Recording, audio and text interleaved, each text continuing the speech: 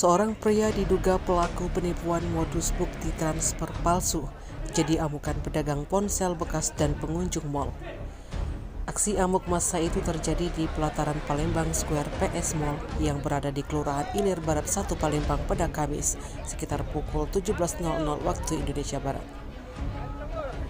Pria yang diamuk massa adalah Herianto, warga Jalan Kaya 7, Lorong Lematang, Kelurahan 16 Ulu, Kecamatan Seberang Ulu 2 Palembang.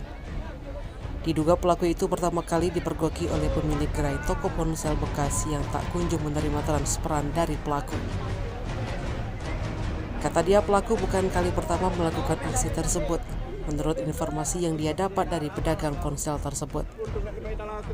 Beruntung saat terduga pelaku jadi bulan-bulanan para pedagang yang kesal termasuk pengunjung mal, terdapat personil polisi yang kebetulan berada di TKP langsung mengamankan pelaku.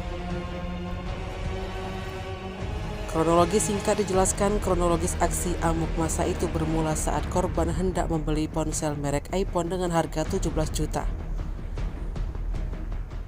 Mendengar teriakan tersebut, lalu massa yang berada di sekitar gerai pun langsung memukul pelaku. Sekarang hampir. Kalau tadi dewean. Iya. Sekarang kemana? Dibawa ke sekta IB. Iya. Kak, jam berapa kejadiannya? Sore. Sekitar jam berapa lah? Jam 5. Jam 5-an dah.